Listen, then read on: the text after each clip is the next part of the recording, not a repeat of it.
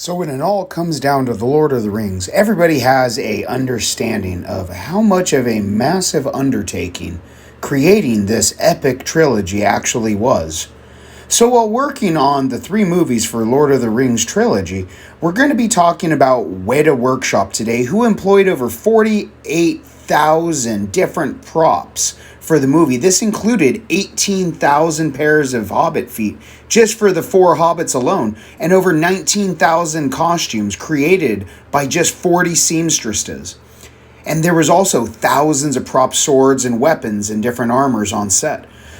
Did you guys know that also, when we're talking about it, we're going to be talking about the actual crew for WETA, who had over 300 on the art department alone working and creating these massive figures. So Lord of the Rings, when filming, spent 274 days in production tying Apocalypse Now, but when we're talking about the miniature department, they spent over 1,000 days in production. Now when building the armor, it took them almost a year to get all of the armor ready, and every piece of armor you're seeing was created by only 2 people on the staff for WETA Workshops.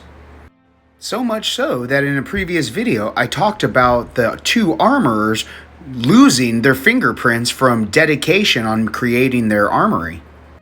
So when we're also talking about WETA, they had some massive builds, as you can see.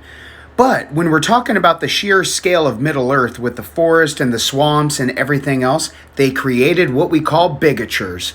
So when we're looking at Minas Tirith, this stood at over 20 feet tall, towering over the Barad-dûr peak, and even that came in at 9 feet tall, while like the monolithic Orthanok, Saruman's fortress, came in at 14 feet tall. We can also see how Rivendell was scaled down for beautiful shots. These individual bigatures were created to set the scale and the stage for the different locations of Middle-earth. So now, we're going to talk about some of the crazy behind-the-scenes stuff that some of the actors and the crew had to face while filming Lord of the Rings trilogy. And you guys won't believe where we're going from this.